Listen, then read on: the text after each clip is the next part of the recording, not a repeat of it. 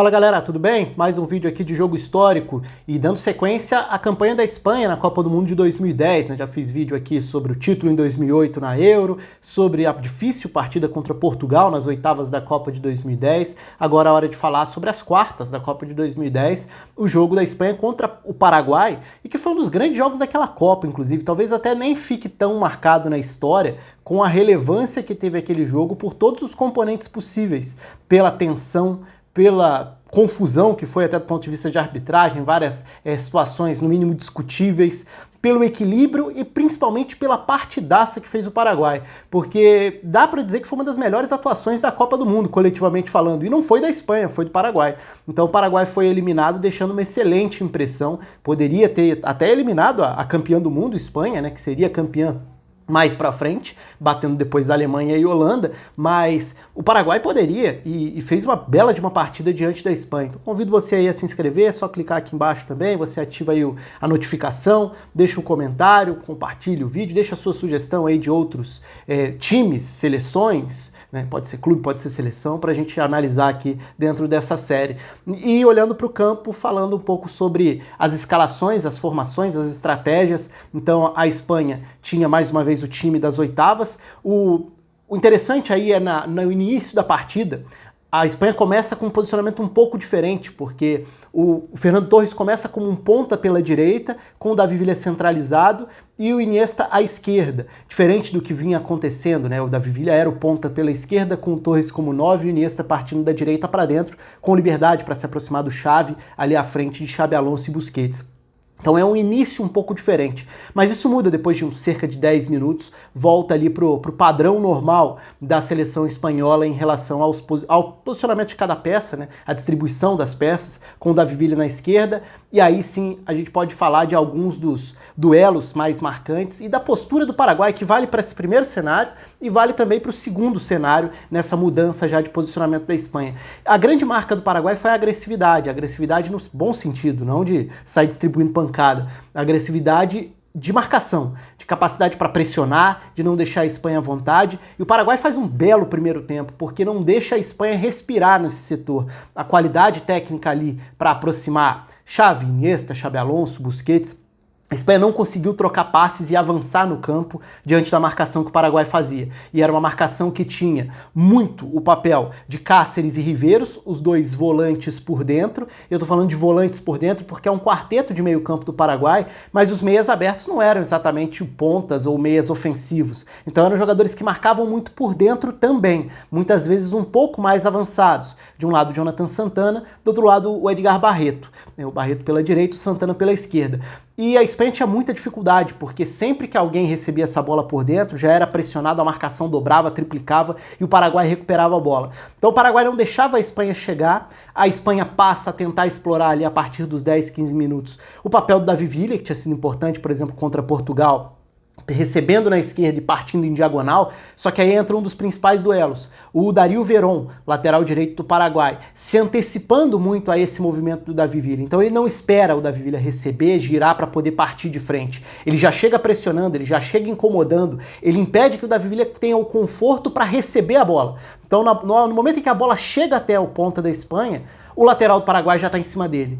E aí algumas compensações importantes também em coberturas. O Riveiros, por exemplo, se alternando com o Cáceres, ora marcando a proteção à frente da defesa, em outros momentos marcando mais à frente, porque não era uma marcação de um bloco recuado do Paraguai. O Paraguai pressionava quase que o campo inteiro, marcando também ali no círculo central, começando essa marcação a partir do próprio Nelson Edu Valdés, que incomodava a saída de bola, principalmente ali pelo lado direito da Espanha, pressionando, incomodando, indo até o fim. Ele chega a incomodar o Casillas numa saída de bola, e que o chute é bloqueado e vai para tiro de meta.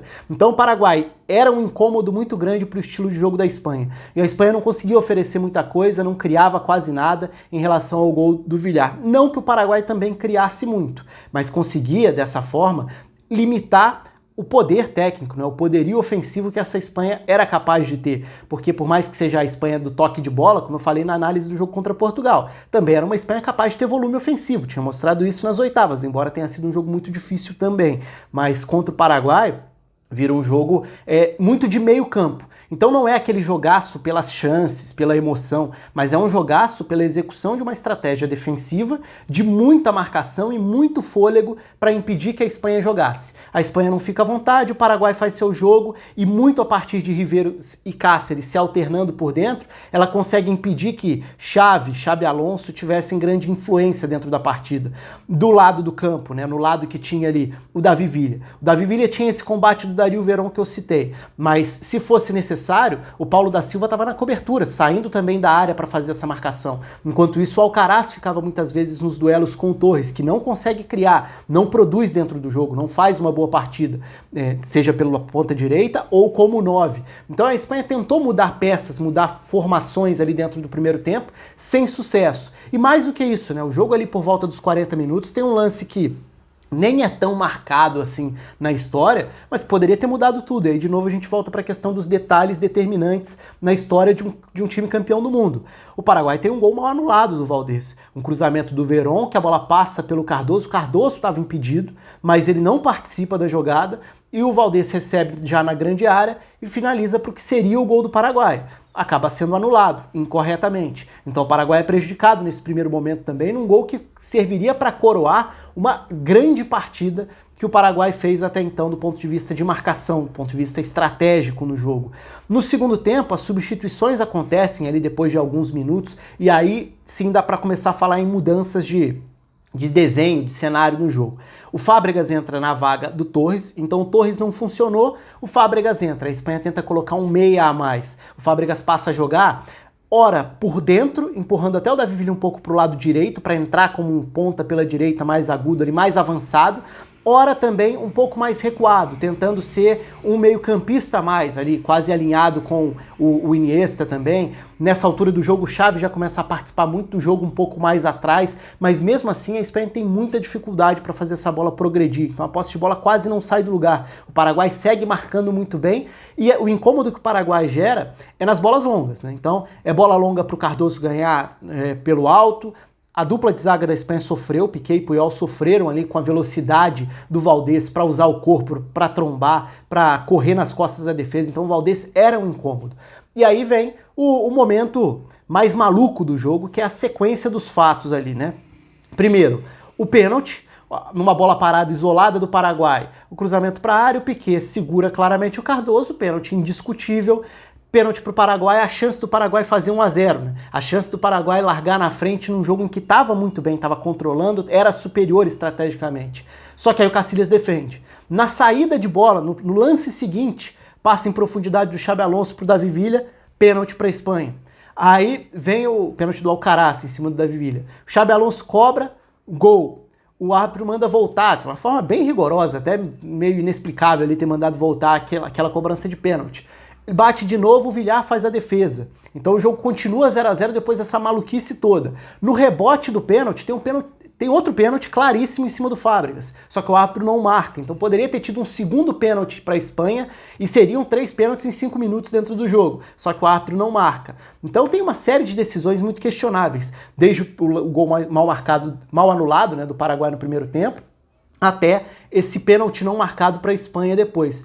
E aí vem outras substituições, o Vera entra para reforçar o lado direito de marcação do Paraguai, o Pedro entra para tentar dar uma alternativa de velocidade, de profundidade a um ataque que não produzia, então a Espanha não conseguiu jogar, e o gol mesmo só sairia já mais para a reta final, talvez do único belo ataque construído pela Espanha por dentro em troca de passe e aceleração. A bela jogada do Iniesta, conduzindo a bola, a participação do Xavi é muito importante porque ele consegue girar em cima da marcação e acelerar numa tabela. Aí o passe pro Pedro, chute na trave, o Davi Villa fica com a sobra, acerta a trave também, a bola acaba entrando. Então é um gol chorado para um jogo difícil, para uma vitória extremamente chorada e que ainda teria algum drama depois. Porque é verdade, a Espanha quando ficava na frente com essa seleção, era uma Espanha que controlava muito bem a bola por essa qualidade de passe. Então era muito difícil tirar a bola da Espanha e com isso ela controlava muito bem o resultado a partir do momento em que tinha vantagem. Fez isso de uma forma fantástica contra Portugal nas oitavas.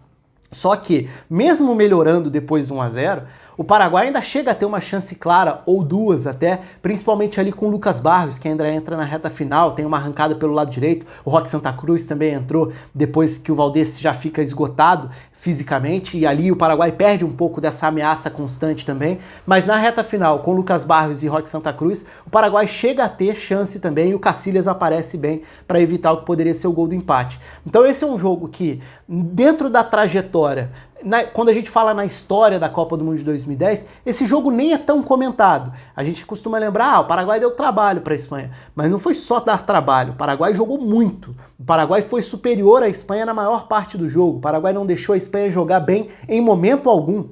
O próprio Vicente Del Bosque depois reconhece que a Espanha não jogou bem aquele jogo e que não estava jogando bem mesmo, porque já tinha sofrido contra Portugal, alternando bons e maus momentos, e depois contra o Paraguai tem uma atuação muito alarmante diante de um Paraguai que cai fazendo uma das suas grandes atuações, certamente, nas Copas.